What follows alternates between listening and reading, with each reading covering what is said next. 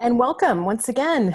We are very excited that you are here and have joined us for this final conversation that we have planned, at least. Over the past few weeks, we've been talking about the centering space and our acronym, CARE, which stands for Contemplation, Action, Renewal, and Expression. So tonight we are going to be focusing on that last letter, expression. We're also going to have an opportunity to talk a little bit more about what the website itself might look like. And just to remind you all that this, along with all of our other videos, is going to be available on our YouTube page and the Centering Space playlist in particular. First of all, a note about my virtual background tonight. Some of you may recognize this, I'm not sure. This is a painting that was done in worship by Rebecca Nolt, I think about 3 years ago or more maybe. And it was done during just a regular Sunday morning worship service, but it was a worship service that was full of a lot of lament. And you can see what looks like, well, you can imagine if it were upside down, you'd see things dripping down. And at the very end of the service, she turned the whole painting upside down or right side up, depending on which way you look at it. But this is a painting that has become a centerpiece in my office, and it feeds my soul, really, along with some of the other pieces of art that I have in my office space there at the church. There is indeed a very deep connection between the spirit and creativity and expression. So tonight we're going to take a look at that. And first, I'm going to take us to a quick look at the Abbey of the Arts website, which is another one of these kind of similar organizations or similar things to the Centering Space that we've tried to draw some inspiration from. So I'll mostly just show you and point in that direction. But as a preface, I'm going to open us with a quick reflection or excerpts from a reflection that also comes from their website.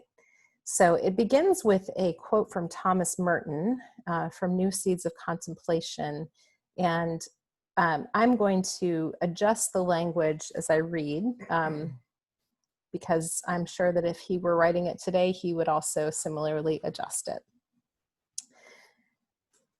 What is serious to humans is often very trivial in the sight of God. What in God might appear to us as play is perhaps what God takes most seriously. At any rate, the Lord plays and diverts in the garden of God's creation. And if we could let go of our own obsession with what we think is the meaning of it all, we might be able to hear God's call and follow God in the mysterious cosmic dance. And then continuing from what the Abbey writes, we live in the midst of chaotic times. As crises continue to build, we may find ourselves confused or fearful. We may want to gather in the upper room of our lives with our closest friends and close the door on a troubled world, just like the disciples. Yet chaos always calls for creative response. It always beckons us to open to holy surprise. Life isn't about knowing with more and more certainty. This is the invitation of our creative practice as well, to move more deeply into the mystery of things. I find that the older I get, the less sure I am about anything, and the richer my life becomes as I make space for unknowing, expansiveness, and possibilities far beyond my capacity for imagining. If when Pentecost arrives, you do not find yourself perplexed or amazed, consider releasing the tight grip of your certain thoughts and make space for holy surprise. And to that I will add, Amen.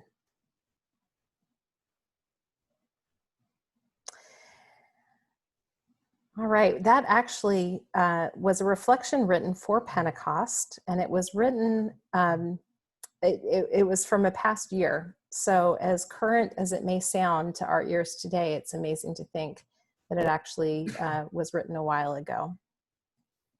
It was written by folks at the Abbey of the Arts, and I know some of you are familiar with them. So I'm going to just pull that web page up really quickly, mostly just to show you what it looks like and orient a little bit. If I can find it, here we are, About the Abbey. Okay, so this is the Abbey of the Arts website, and already I'm on the About the Abbey page, and you can see that there's plenty to navigate around here. But the Abbey of the Arts is a virtual global online monastery that offers pilgrimages, online classes and retreats, reflections and resources that integrate contemplative spiritual practice and creative expression with monastic spirituality. We support you in becoming a monk in the world and an artist in everyday life. We believe in nourishing an earth-cherishing consciousness. We are open and affirming and strive to be radically inclusive. Poetry is our nourishment. Art inspires our souls. We dance for the joy of it. So there is obviously a lot more here that you can explore, but I mostly wanted to just pull that site up for us to see another organization and a group of folks that are doing similar work and making that clear connection between creativity and expression and contemplation. And at this point, I'll turn it over to Teresa.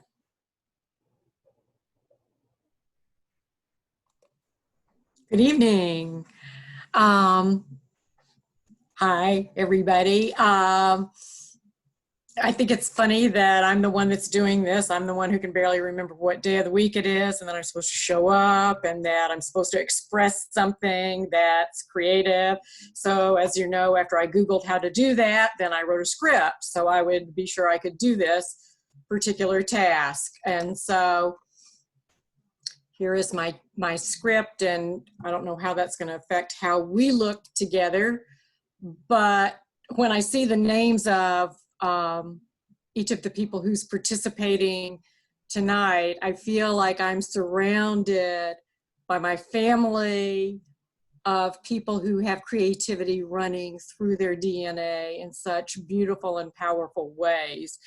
And I mean that for each of you, so no one gets an opt-out on that.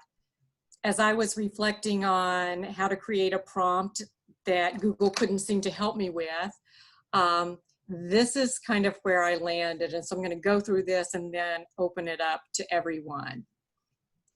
Recognizing that we are inherently creative in many ways because we are the children of creation ourselves, and we carry that creative spark of DNA within us. We are challenged to both control and enjoy the creative acts that abound within ourselves and our community. I call you to consider for a moment the opportunities and the examples of creative expression that speak to you, that ground you, that lift you up, that call you to action. As in the next few minutes, we reflect on the dynamic interaction among contemplation, action, renewal, and expression. These are the prompts that I invite you to consider. In what creative forms do you naturally seek to engage in contemplation,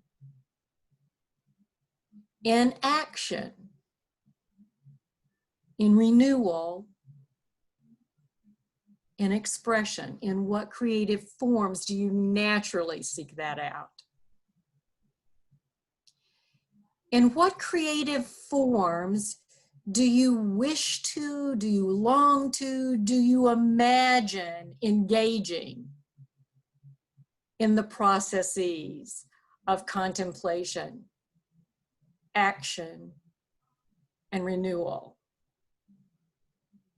Finally, what might be opportunities to share and or develop creative expression in ways that promote and nurture a life of meaning and purpose? In the last several weeks, I think we've all been called and challenged to think creatively, from what can we eat for dinner tonight? Please don't let it be the same thing again, to how do we engage with creativity with the same people we're seeing one more 24 hours in a row. And yet, each Sunday, I am so refreshed and amazed by the creative spirit that runs through our community and our family that we call Trinity. From the beautiful table, to the willingness of people to share the gifts that they have, to the sounds of laughter in the background in my own home, to what I know quilters and dancers and poets and musicians and people with generous and kind hearts are doing. In my mind, that comes from the depths of who you are. And yes, you are creative. You may not be at the top of the field, but you are there and you are present with us. And for those of you who got to enjoy our service on Sunday, how many different gifts from our youngest to our most senior members did we have the opportunity to share and enjoy? And what do we, as those gathered this evening, have to offer forward as leaders and as members?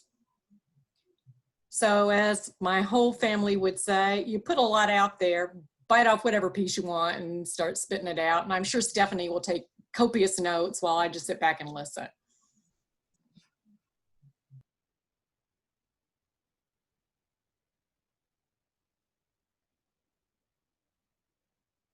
I'm curious to note, and this maybe follows Virginia's question from last week, but are there ways that you have found yourself more engaged in creativity or expression in the past couple of months?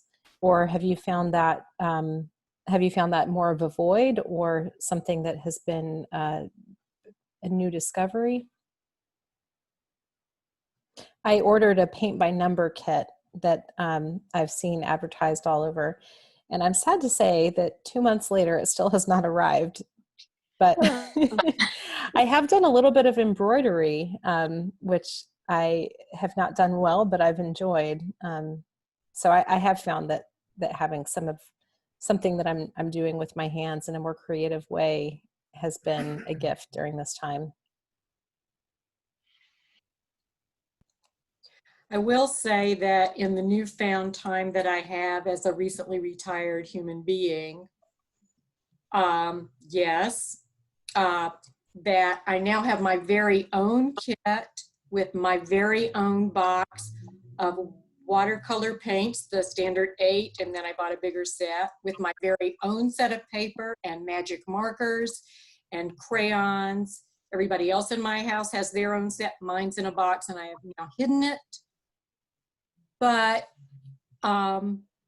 even though my spouse and my eldest laugh at me, oh, you're watercoloring again, and it looks just like when you were 5, it reminds me of the time when I didn't have a cell phone and I didn't have a tablet and I didn't have a computer.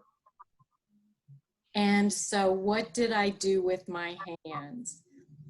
And as a kid, I embroidered and I did cross stitch and I did all those kinds of things.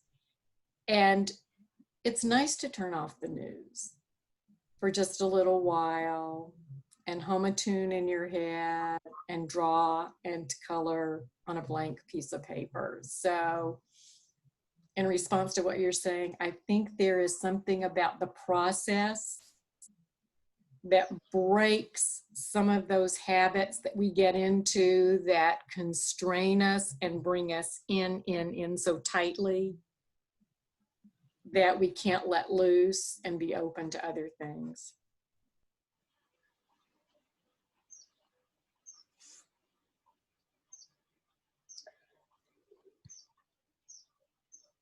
I think, Oh, no. go ahead. whoever. Oh, well, I just want to go on what Teresa said. And as you all know, I'm a quilter and I've really almost rediscovered it. And it isn't necessarily sometimes the product, it's the process that is very important, and how you feel and connect to that process. Does that make any sense? Mm-hmm. Done. Yep.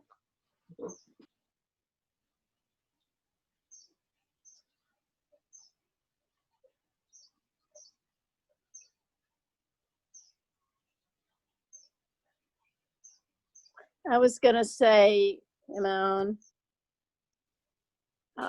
I was going to say that my creative energies and spirit have been drawn outside probably more in the last 3 months than ever. As I've worked in the yard, just to try to clean up a lot of the mess and to create a garden, and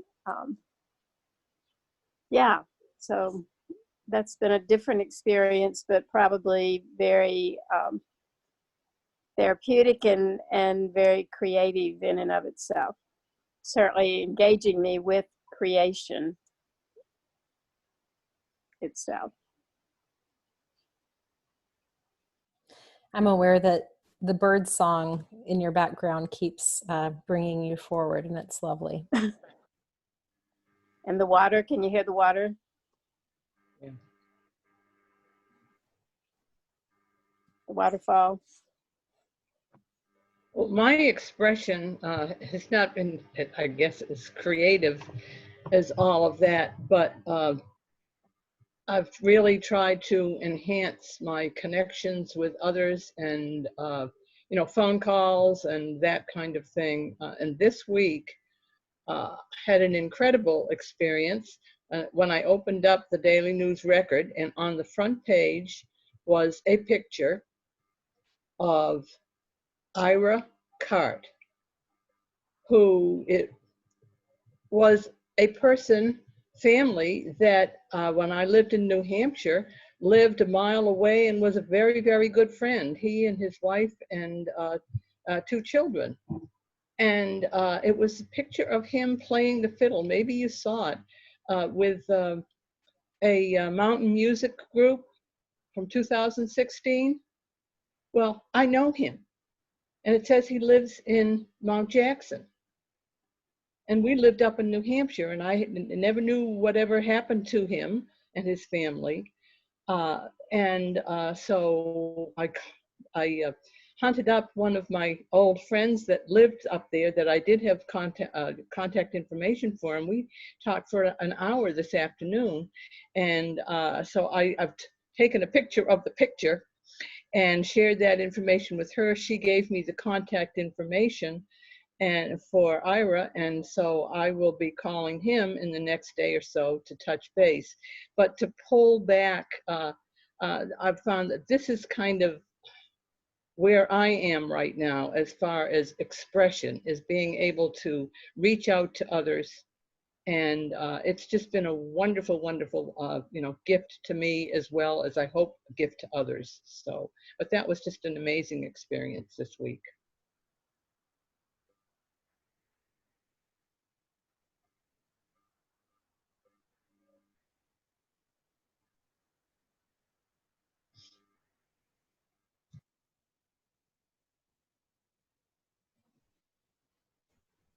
I've appreciated the times that I've gone to Montreat and there's been an option to participate in some creative expression. And that's generally something, if there's an option, that I choose to do.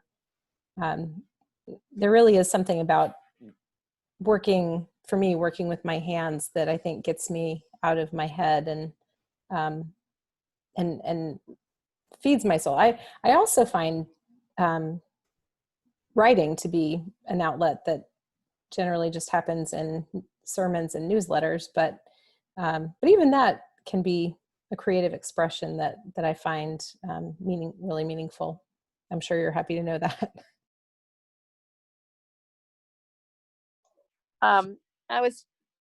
Teresa helped me remember one of your questions was about what is your natural expression in the various aspects of care. And so I do think that in contemplation, that journaling and writing poetry and that kind of thing is a very contemplative expression that comes naturally to me, the journaling for sure.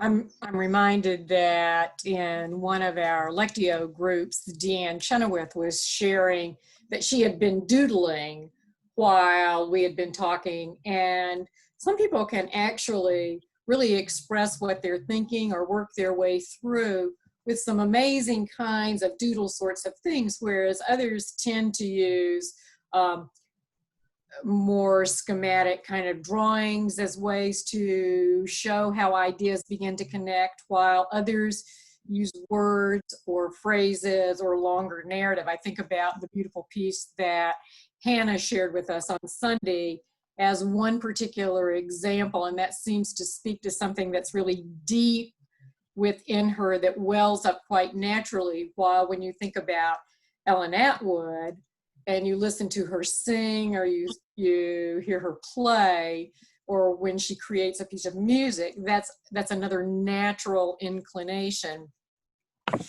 Because I don't necessarily feel that I am particularly gifted in those ways that shout out our traditional definition of creativity. Sometimes I'm quick to say, oh, I must not be a very creative person.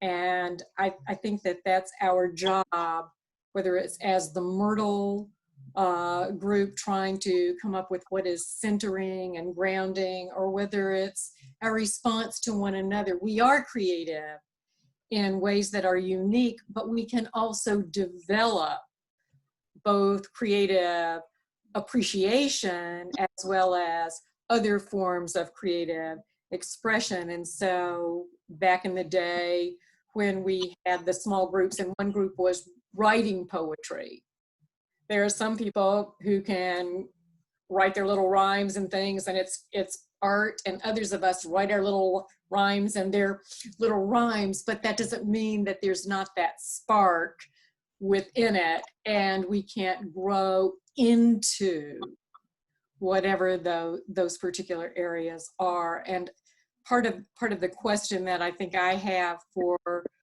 what we hope to accomplish with this centering space is, what do we want to value and nurture as those natural talents and gifts that people bring? And what do we want to offer as opportunities to develop a creative expression of what I'm contemplating, or that source of renewal, or the action in which I am engaged? Going back to one of my Montreat experiences, Lyle Gwynn Garrity, who is one of the founders of A Sanctified Art, whose material we have been using, made sure to emphasize that all of us are creative because we were created by a God who created everything, and we are created in that creator's image. And so all of us have been created with this creative drive and gift. Can I join in? Do you have any sound? Yes, you sound good. Oh, you can hear. I can't hear me. I was thinking I hadn't been creative during this time, and then when Linda spoke, I thought, oh yes, I've had similar experiences. And then I remembered Pentecost Sunday, and being in the freedom of my own home, I danced for all the hymns. So I figure I wasn't bothering anybody else. And so it was wonderful. I hope you keep that up. It occurs to me that while singing may be a limiting factor in corporate worship, dancing may not be.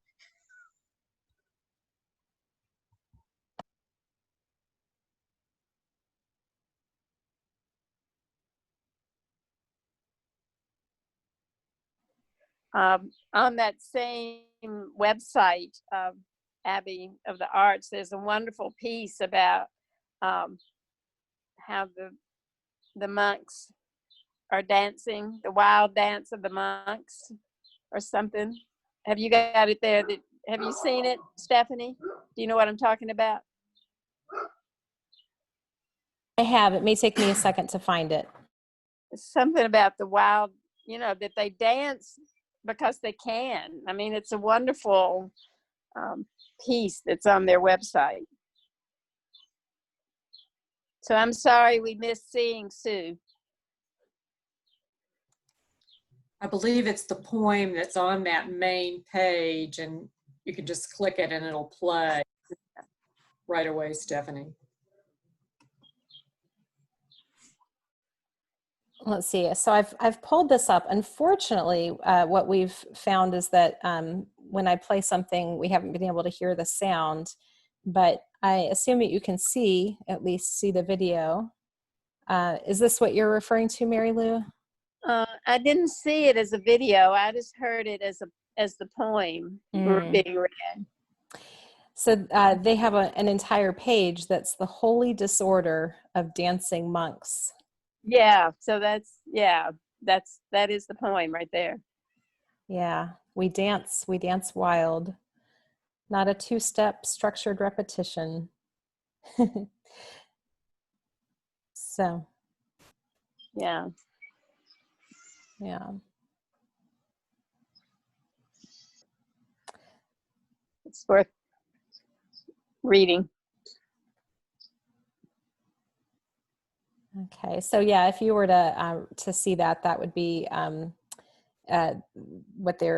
what you hear on the video is them reciting and interpreting that poem. That actually reminds me of another piece of creativity that I have barely put a toe in the water.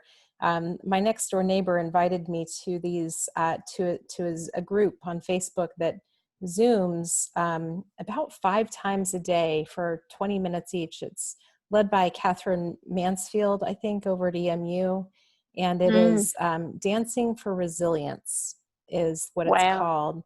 And so at 7 a.m. and 9 a.m. and noon and 5 p.m. and 7 p.m., I think at various times there's a different schedule, but Catherine plays music on her end, and everybody from wherever they are just moves as they feel led. And I know my neighbor has done that quite a bit. I've only joined in once, but that's been a neat thing to witness even.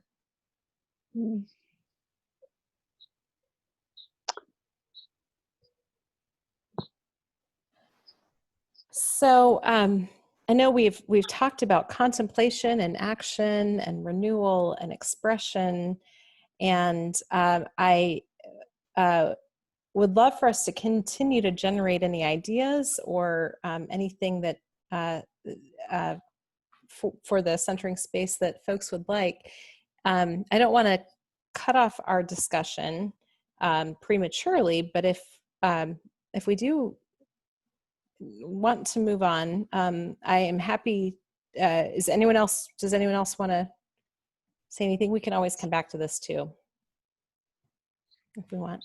Okay, so I'm happy to virtually introduce you all to Will Elliott, who is on the call with us. And Will has been a friend and a colleague for a good number of years from when I lived in Kentucky, and he's coming out of hospital chaplaincy and has been working for a while to move into web development. And so he's the one who's giving us a great deal on our centering space design. And so I thought having him on the call may be helpful to start to think about and talk about ideas or ask questions. But certainly, he'd want to know from us what it is we would find helpful and hope to see on this kind of a website.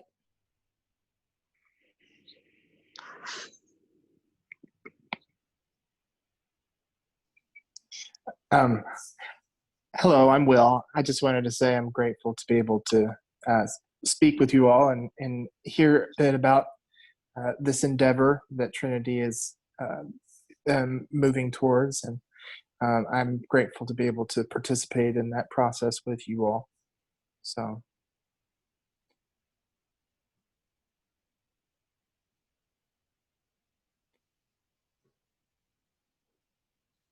Will, welcome.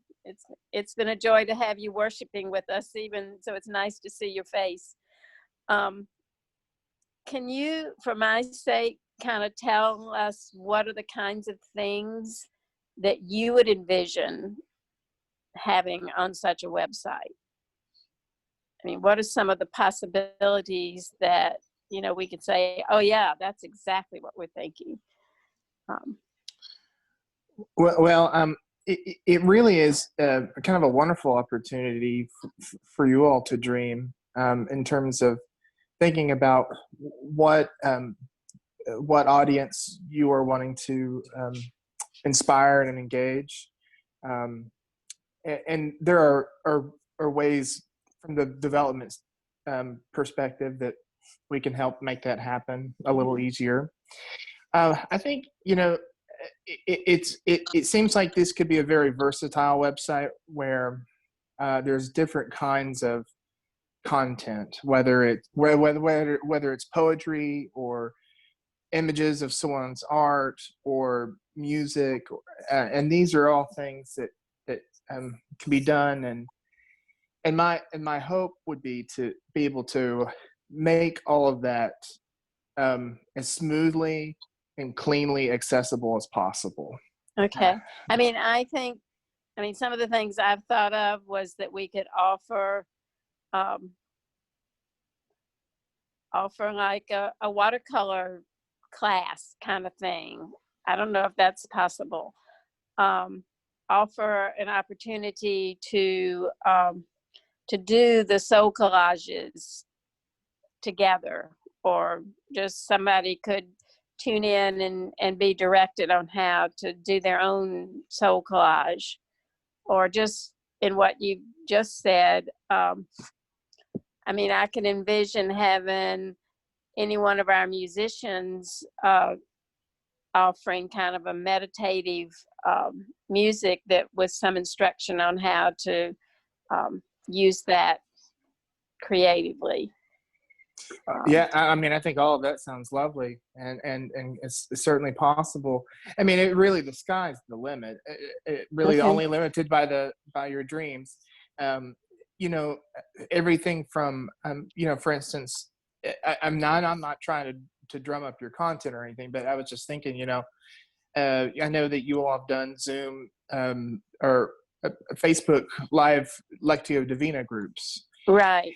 and I think it's great to have that on the Facebook page, certainly, but this is also maybe a relevant place where something like that could be put We in were there. hoping, it would definitely be moved over there. I also think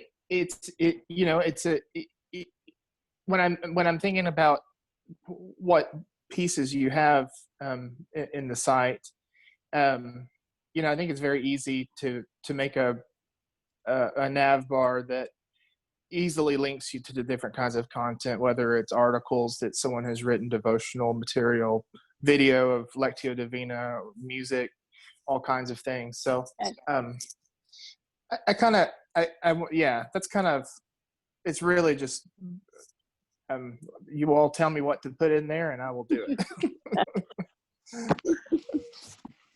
And then another part of what I would want to do is I'm not going to be the only one with the keys to the kingdom. I envision that lots of people will have administrative or at least editor privileges on the site and be able to update very regularly And but certainly, if there are any hiccups, as do occur with technology, which is so great until it doesn't work, I'm happy to help with that as well. Thank you. So I pulled up my screen share just a moment ago, and I was pulling up the site, the centeringspace.org site that has that's just our landing page right now. It doesn't really have any content. It just says that it's coming soon. I now have pulled up, and I will share my screen for the Hive Sensi, which I think is one that we had looked at already in the past. But this is the group that that we encountered at the Next Church conference back in March. And so when you go to their main website, they have these different categories up at the top: about, membership, classes, events. So I clicked on the classes link, and they have different categories of classes. And so, you know, if I'm going to click on any of these, it would pull up an opportunity to sign up for it. And then I assume that there would be, you know, well, some sort of online way of engaging in the class. Okay, yeah. Is that helpful to envision? Yes, See? yes. So, And again, you the know, Hive, I was just going to ahead. say again, the Hive is a membership-based model. So they have their basic membership and then various sliding scales, or you can pay individually for different classes as well.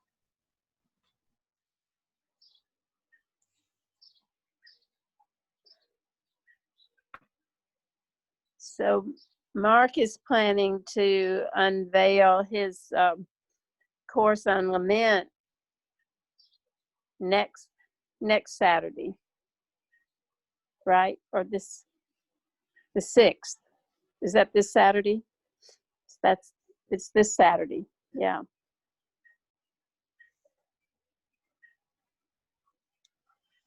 So one thing that strikes me as I look at this page is that this website, that there is a lot of information and a lot of offerings. And then, you know, if we were to contrast this, for example, to the Gravity Center website, which is, are you seeing the Gravity Center website now? Yes. Okay. So this has a you know, kind of cleaner look, I think, in some ways. Still plenty to explore. We did spend a little bit of time on this. And then each of these has instructions as well as links to videos. And so I think that, you know, videos are certainly going to be something that we'll want to house and host. So I'm mostly just pulling these up to give you all some, maybe spark some ideas about what our website might be able to look like or do. Looks like the sky's the limit. Yeah. I'm assuming there will be a cross link between the Centering site and Trinity site, or will they be separate entities? No, I think a cross link would be very appropriate. I think, and I've already set up a Facebook page as well for the Centering Space, but haven't really done anything to link to that or to promote it, even on the Trinity website. But yeah, we maybe more linking from Trinity to Centering Space, not as maybe not as clearly obvious to the in the opposite direction. Hello, puppy dog. Say hi to Duke. Hello, Duke. Yeah, so I was going to say that I really like the cleanness of the Gravity Center, but I just like what you just showed us with the Hive with the path, because our paths could be our CARE acronym, and then have some things underneath each one of the letters is what I was thinking.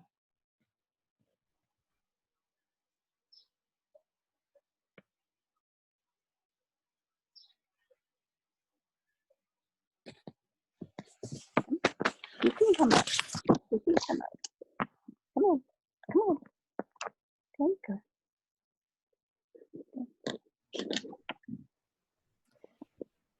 Any other thoughts on website aesthetic or ideas? I think Mark Dewey does have an idea of an initial offering based on one of his summer classes. And then we had a few good suggestions that came up, I think maybe in our second meeting, things like a writing class or that comes to mind. Some of the others are escaping, but thankfully we do have some notes.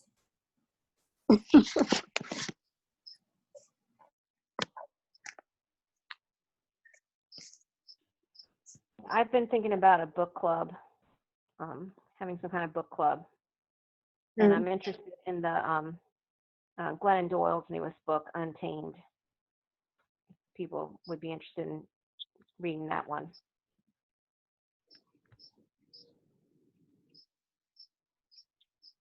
So maybe we can start to think of some of the categories that we'd want to include. And maybe it's just under the 4 letters, the contemplation, action, renewal, and expression. But a book club could come under contemplation, I would think. Or under renewal. Or it could come under renewal. Yeah.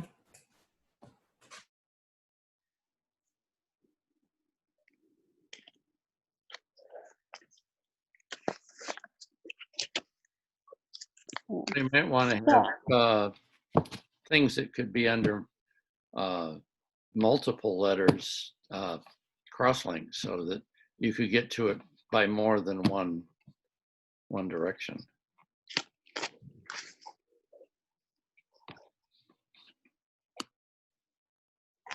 Yeah.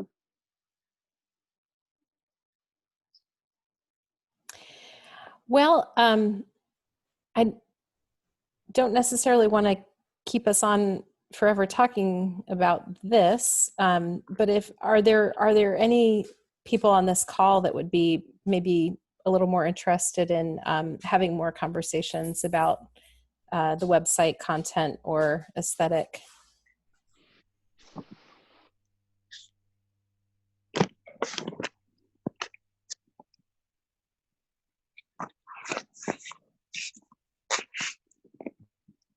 I'm concerned about too many cooks spoiling the soup. I mean, I think there's an extent to which we could either try to all do it together, or we could turn it over to Will and then tell him what he did wrong later.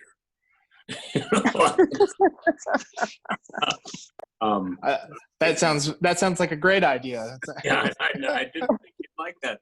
No, but I trust you to have a capacious enough conception of how this would work. My own problem is that they all start to look the same after a while. And it's also the case that I finally realized that very often when I go to a website, they're actually hiding from me the thing I most want to get from them, which is, how do I talk to a real person about this charge that makes no sense or something like that? And so to invent a new way to keep them open and friendly strikes me as the next frontier on making websites, because they're all out there and they're all look very much the same, and they're sort of increasingly things that people glide through. So getting people to stop and getting people to invest their time and their intelligence and their concerns in something is, I think, the big challenge. So, but I do think that it's the kind of thing that's best conceived of individually, right? And then modified according to the needs of the audience. Well, one suggestion. Go ahead. Well, I was just going to say, I think that one good thing about the web is it's easily adaptable, and there are ways of gathering data on who comes to the site where they go, how long they stay, which sounds a little big brotherish, but it's helpful because we can find out the kind of the churn rate of when we're losing people from the site and why that may be. So I like that idea of making a more friendly web presence, because I've had that same frustration too. It feels very dehumanized sometimes. So I hear what you're saying, Mark. I think I'd like to suggest that those of us on this call might submit to Will or to Stephanie just 2 or 3 ideas of what we would like to see or think might be possible. And then there's a pool of things that Will could start with, and say, well, this one is a good, and Stephanie, this is a good place to begin. This is maybe not so good. We could wait for this later. But you would have kind of a bowl of ideas from which to pull to maybe, does that make sense? It does to me. And I think that's good and helpful because I really am dependent upon you all as far as what goes in there, but it will, to see some of those ideas would be helpful in terms of designing the layout and sort of seeing how it could look. And my thought is right now that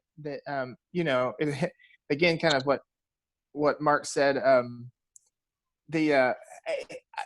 if I develop something and the layout didn't feel right, or there's something missing or something wrong, then I can certainly adjust it.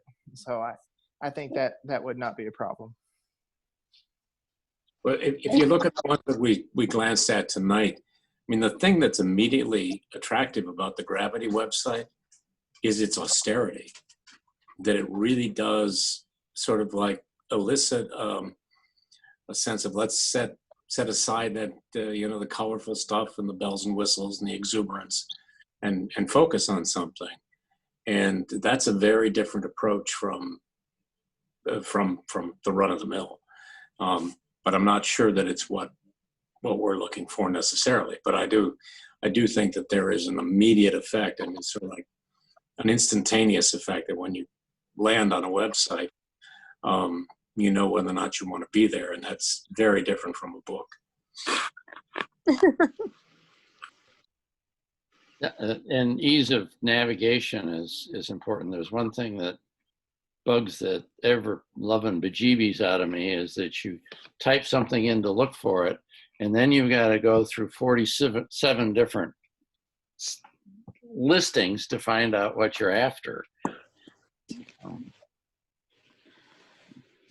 One subtle thing that can be done, but it's not always done on websites. And I like all the websites that we were looking at tonight, but like, for instance, the Abbey of the Arts site has great content, but the navigation bar doesn't travel as you scroll. And so you have this sometimes a tremendous amount of content that you have to scroll to, but if you want to navigate away from it, it's not always easy to do. And so I think that a part of that, of helping folks find what they're looking for, and then if they need to retreat and look another place, making that easy.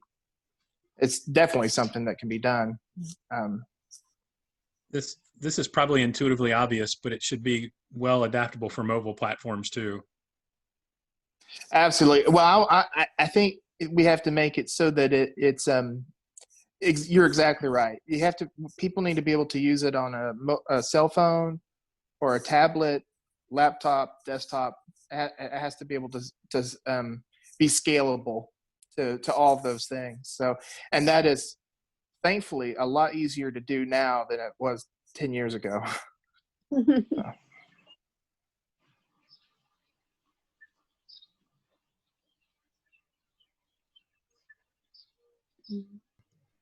You know, I think all of this is really, in terms of the design and the navigation and everything else, is very important, but Will can't do anything until we give him some content to work with. And, you know, I mean, we're talking about maybe a Mark's class course that he wants to do. You know, Virginia's talking about a book club. Maybe those are two things that we can do and settle on right now to get it started. And the Lectio Divina. You know, so there would be three things right there, and we could figure out how they would fit in terms of the acronym and all. Maybe we can do something else that would be, you know, a class or an opportunity for people to do something in terms of expression. I know right now LLI has several Zentangle classes going. And what they have actually found out is that doing this over Zoom, people are just getting together and they're working on their, as you know, as Gloria was saying, the process.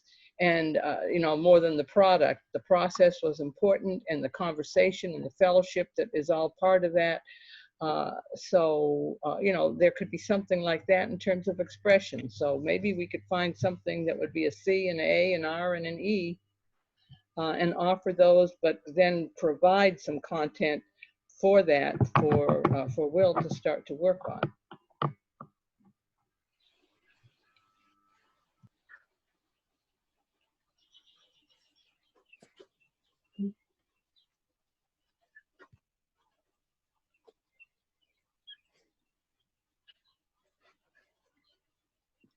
Stephanie, I see you've got a good helper there. See, I Well, think Duke wants to be on the website. you know, if you haven't heard me say already, I call him Micah Jr. for obvious reasons.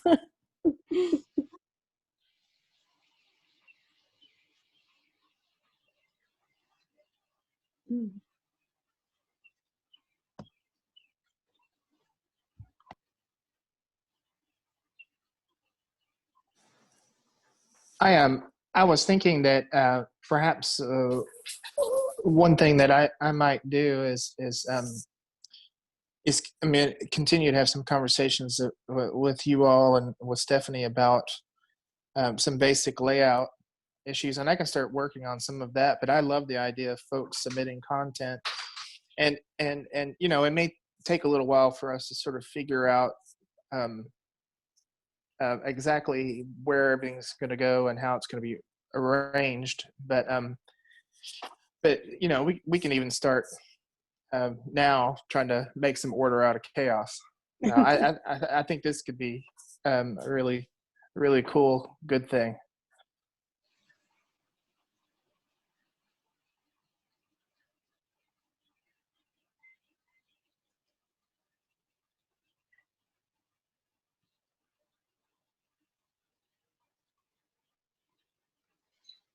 Mm-hmm.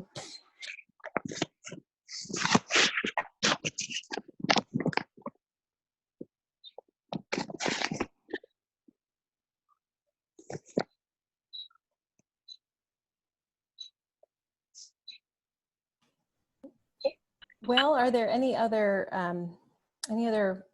things we want to add at this time?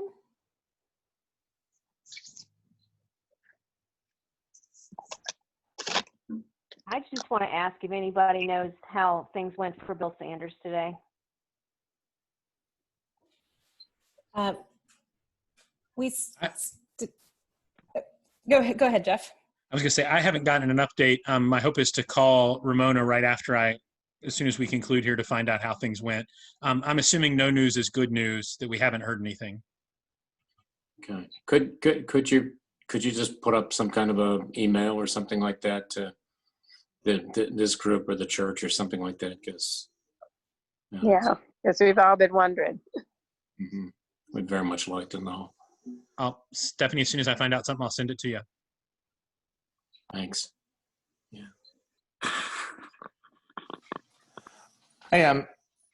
I'm very sorry. I actually need to hop off the call. But if I don't know what process works best for you all in terms of submitting content at this time, but maybe, I don't know if sending it to Stephanie, or I certainly am happy to provide my email address through her. That way we can start getting to work for you a little bit. Okay. But anyway, good. I'm sorry to jet real fast, but I think we're all going to jet here shortly, Will. all right. Well, Nice thank to you meet for your Will. nice meeting you all, and thank you for letting me be a part of your conversation. Oh, thank you. It's a pleasure. So, bye-bye. Bye.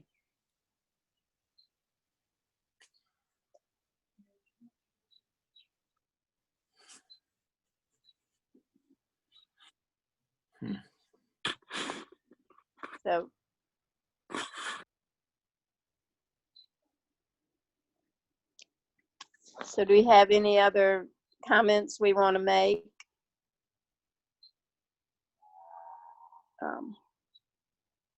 I do think it would be a good idea if everyone, if you have a thought for each one of those acronyms, to send that to Stephanie, and then we'll kind of have a collection of ideas to work from.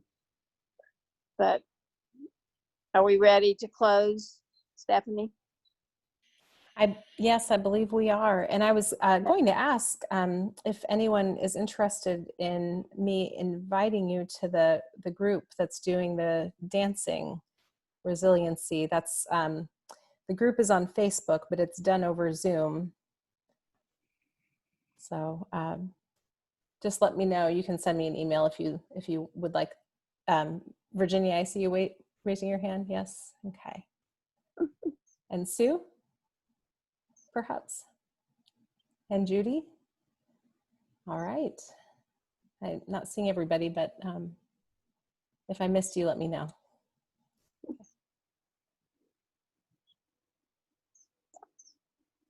So thanks for being with us tonight, for helping us dream, and we hope that each one of us will continue to let tonight's conversation spark that creativity within us, and then just share that with Stephanie and with Will.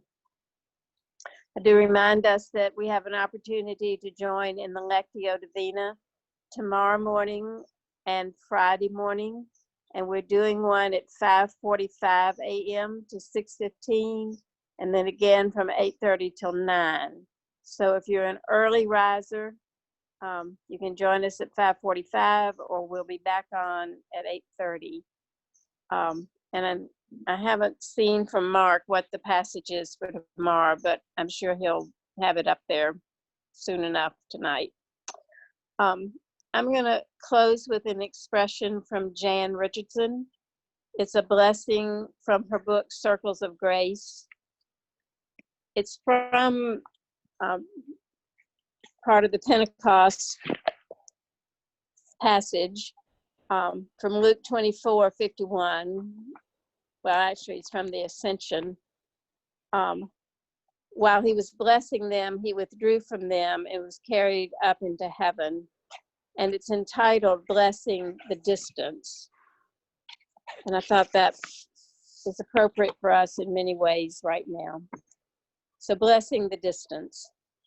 It is a mystery to me how, as the distance between us grows, the larger this blessing becomes. As if the shape of it depends on our absence, as if it finds its form not by what it can cling to, but by the space that arcs between us. As this blessing makes its way, first it will cease to measure itself by time. Then it will release how attached it has become to this place where we have lived, where we have learned to know one another in proximity and presence. Next, this blessing will abandon the patterns in which it moved, the habits that helped it recognize itself, the familiar pathways it traced. Finally, this blessing will touch its fingers to your brow, your eyes, your mouth. It will hold your beloved face in both its hands, and then it will let you go. It will loose you into your life. It will leave each hindering thing until all that breathes between us is blessing, and all that beats between us is grace. Amen. No.